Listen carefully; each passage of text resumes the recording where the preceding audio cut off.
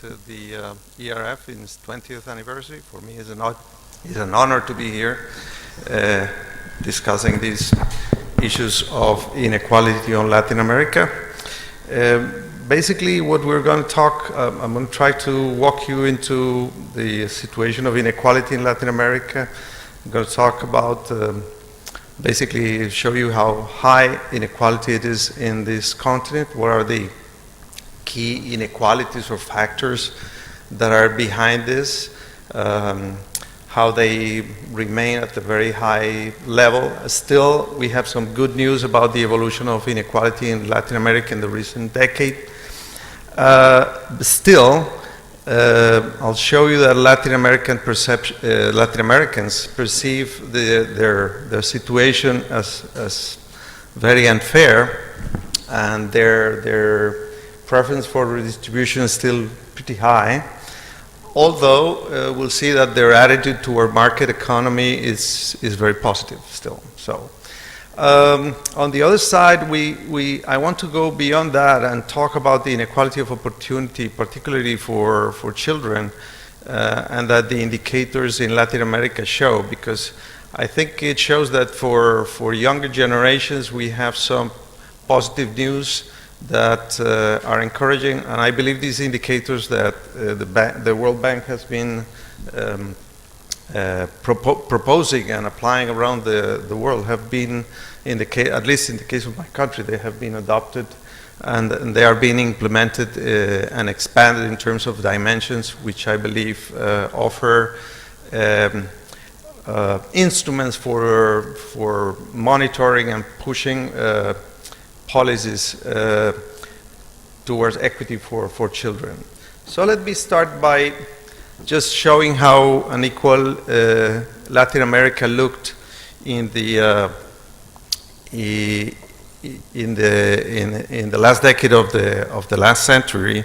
You can see in this graph that we have in the horizontal axis we have the Gini coefficients. In the vertical axis we have the cumulative population of the world, and we can see that on the top of the chart we can see most of Latin American countries, including my country and Brazil. That was the days I say before 2000.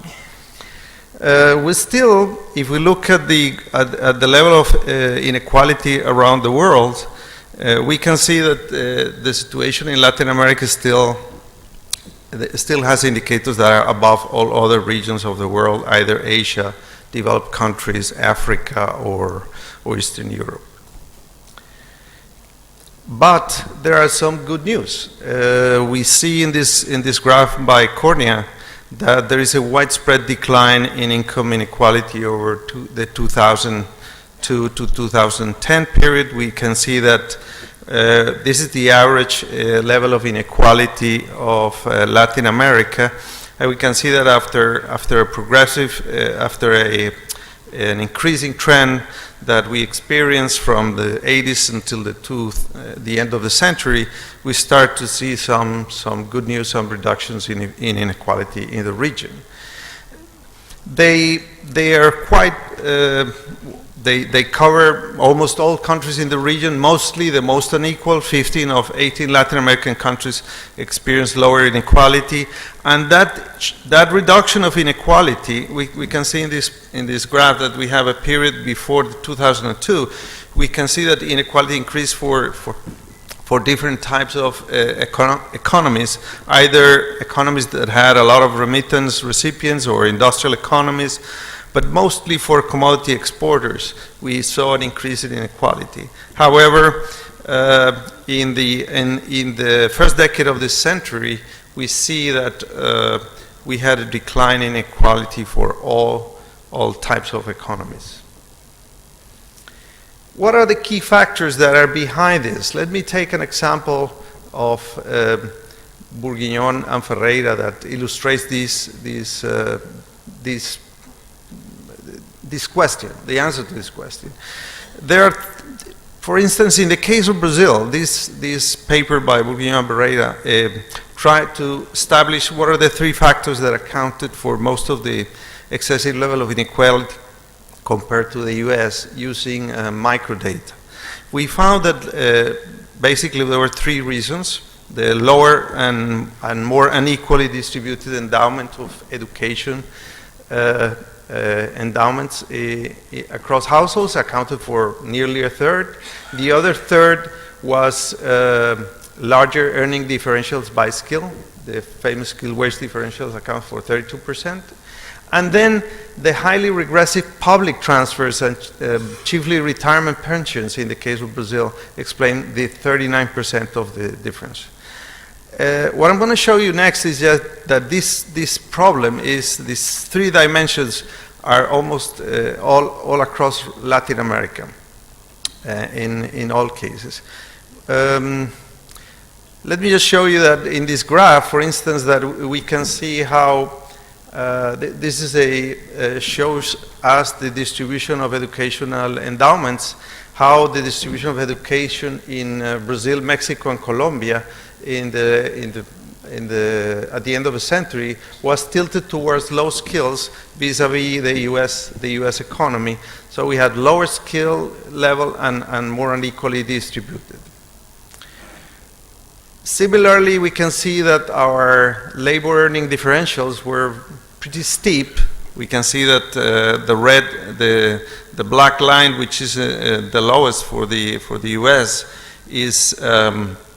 has much lower skill wage differentials between complete high school and post-secondary education. That was basically the most unequalizing part of the skill wage differentials for Latin America, or for all countries, either Mexico, Brazil, or Colombia. This graph from Burguillon and Ferreira also shows that the incidence of pensions in the case of Brazil versus the US. You can see that the graph of the gray line, which shows the distribution of the total percentage of household income that comes from pensions in the case of the US, it has a progressive trend, which is higher for lower income, is lower for higher income, while the Brazilian case goes the other way. So these are typical problems of Latin America. For instance, more recent comparisons of the let's call it the Lopez and Perry call it the Gini coefficient, is the concentration coefficient of years of education. We can see that Latin America has a concentration coefficient which is much higher than Eastern Europe or developing countries, although similar to Asia but lower to Africa. And in terms of skill premiums, we're still pretty high. This is a very interesting graph of how skill premiums have evolved over time in Latin America. This is the white-collar skill premium from Frank Kema, and he shows that the Latin America was not in this situation over the last century, but we, after the World War, we start to pick up those blue dots represent Latin American countries, and we can see that in most cases we start to see our skill premiums to go much further up than other developed countries, USA, Canada, or Australia. So we definitely have these not only in the case of some specific countries that have been much deeply analyzed, but we also have this problem all across the region. Other forces that reinforce, other factors that reinforce this problem are our marital sorting by educational level.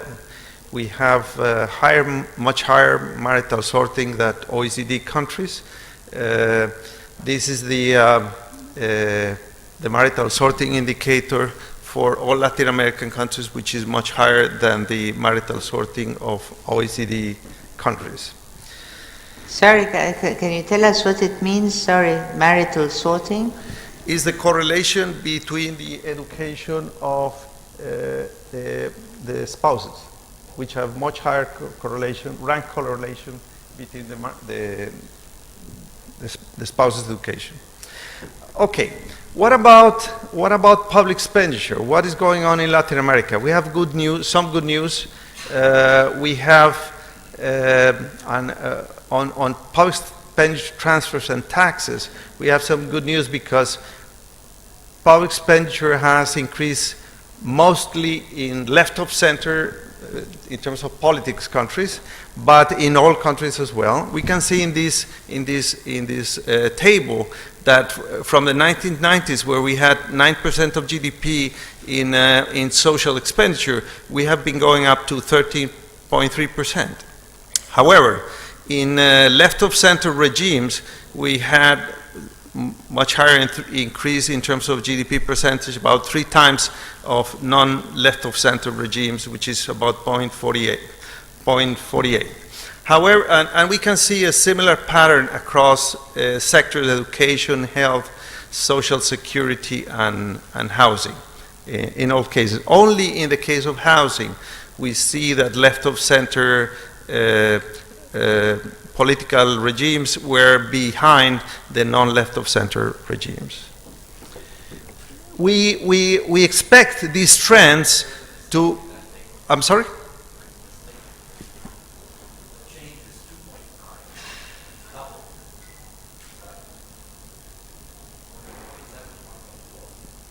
You're right. Thank you. With the expected effect of this on inequality of secondary income is very important, because we know that all these sectors have concentration coefficients that are progressive, because they are less unequal than the inequality of income. So we expect that all these improvements or increases in expenditure are going to improve the inequality of secondary income. Well, the next question is, okay, we are doing well in that sense. However, how are we doing compared to other regions of the world, let's say the OECD, for instance? In this graph, which is a bit complicated, but it has a lot of information, let's look at the panel below. In the panel below, we can see we're going to compare primary income and secondary income. By primary income, or we could call it market income, and secondary income would include transfers and taxes, right? And we can see that in the lower panel, we have Europe and Latin America on the left and Europe on the right.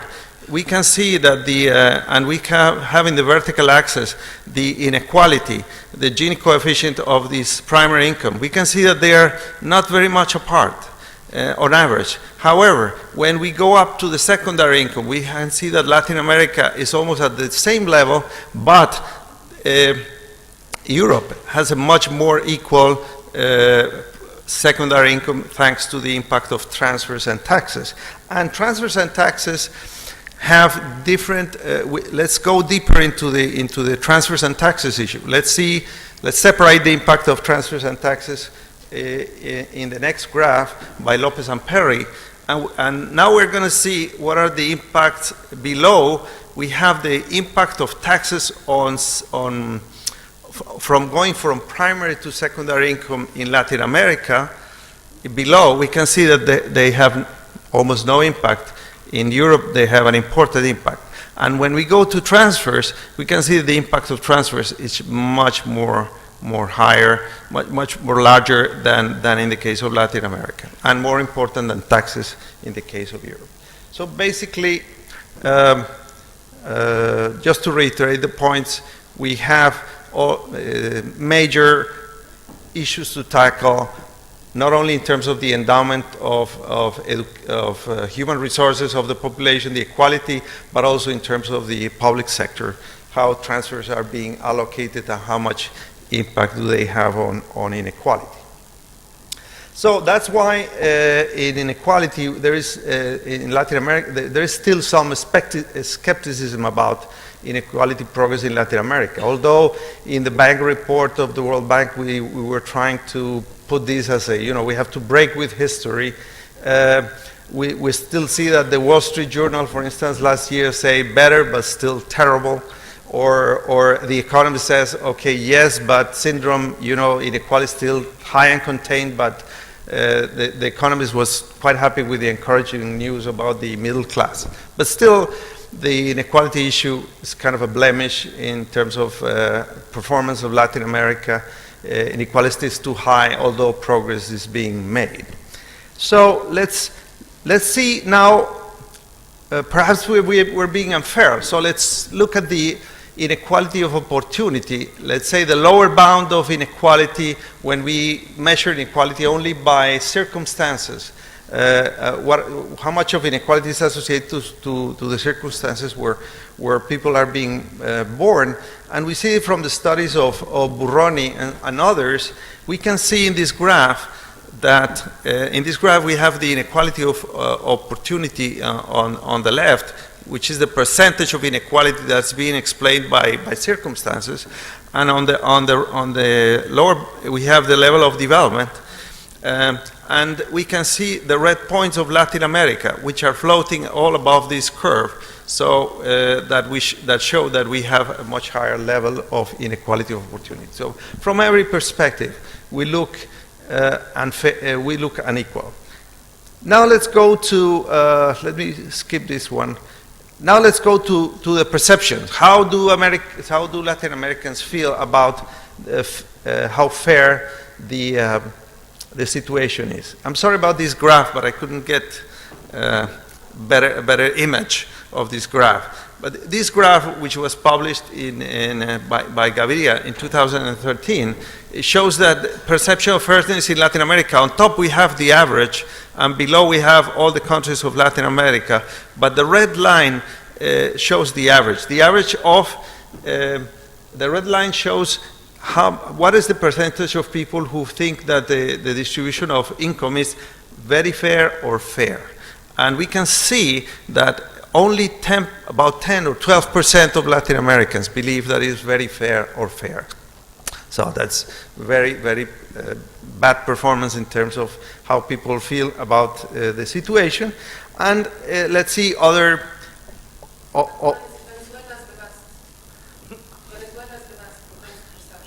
It was the best at that point, yes. Don't know how it is now. Okay. Now, let's see some contrast in terms of perceptions of past and future mobility. We see some pessimism and some optimism. We can see that we are pessimists in terms of opportunities to escape poverty. 3/4 believe they are negative. The causes of poverty, 2/3 believe there are external circumstances. Whether success depends on connections, it reaches nearly 70%. Hard work does not guarantee success. About 60% of the people believe that it does not, although 42% still believe that.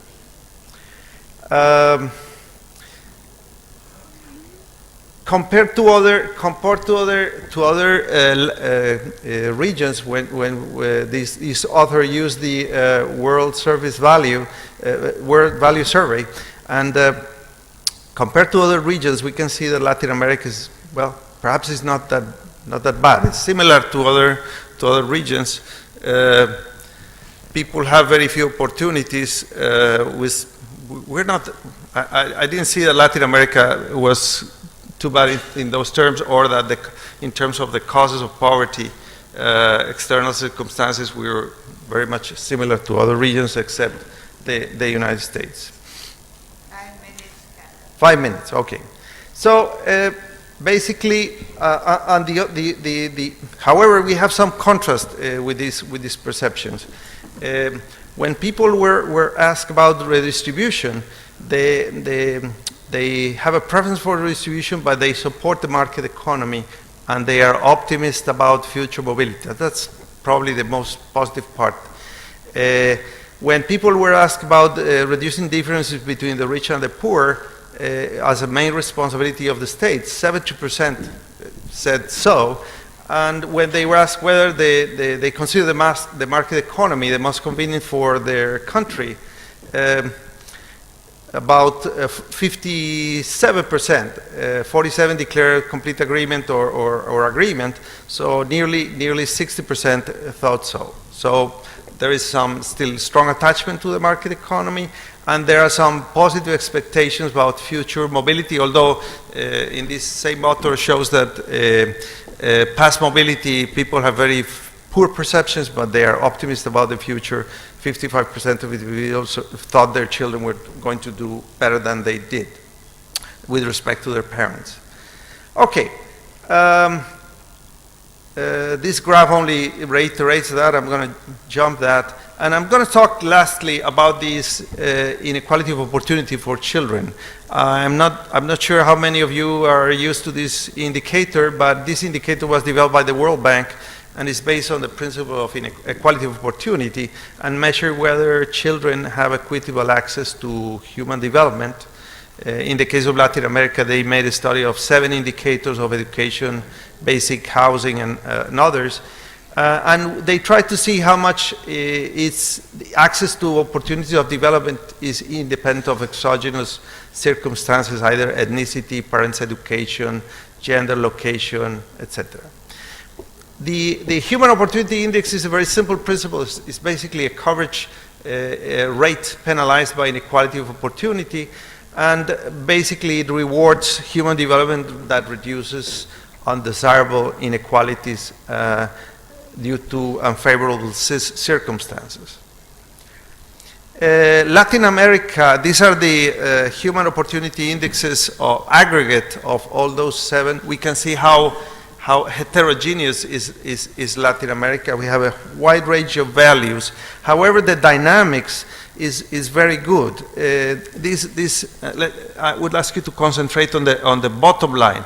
The bottom line shows the dynamics in terms of points of progress per year. We see in this graph, we can read that we have a progress of about 1% per year during the 15 years that we're studying there, which is pretty good.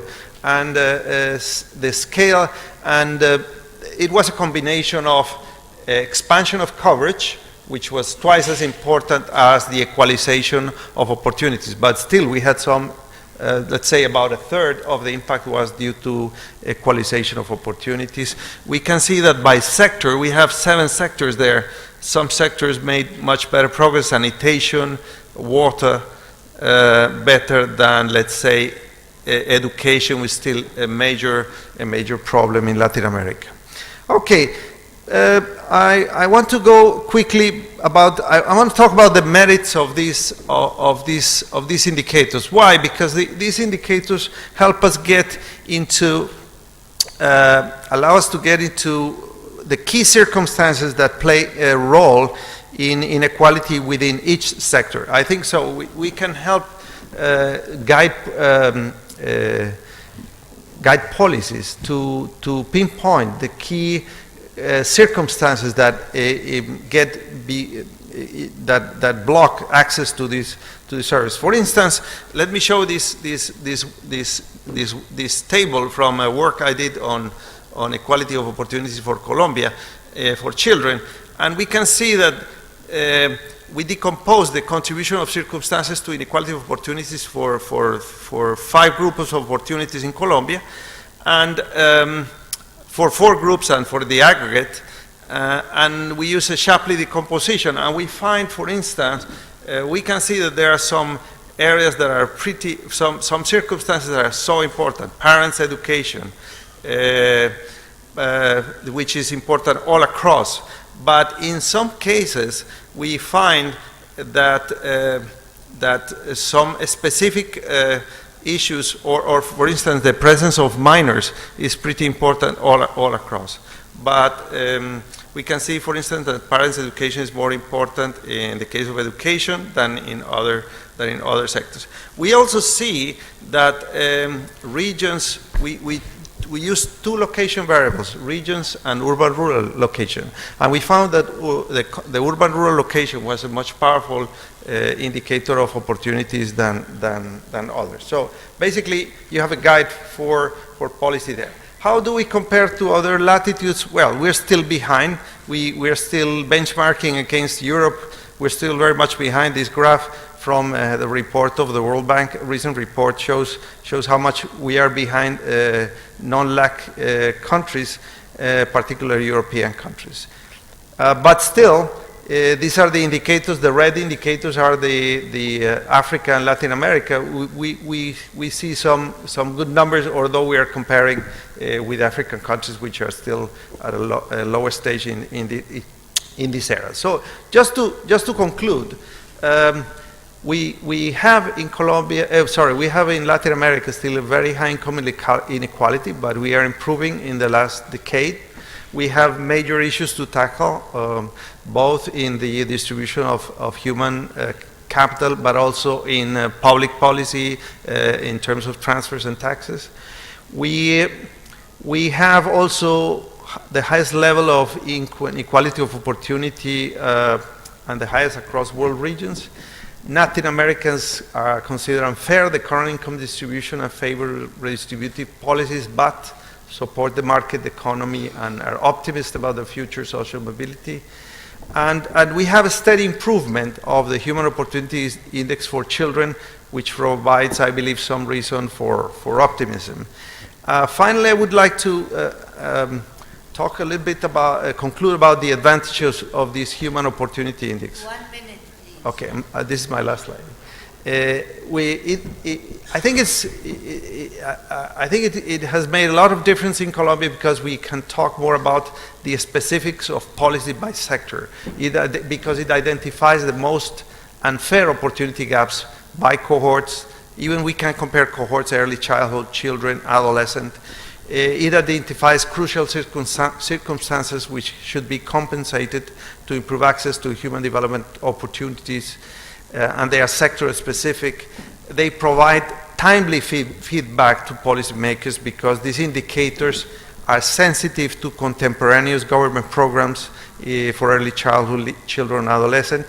And I believe that they also help somewhat the political consensus building, because the design of this indicator is based on targeting the most undesirable inequalities.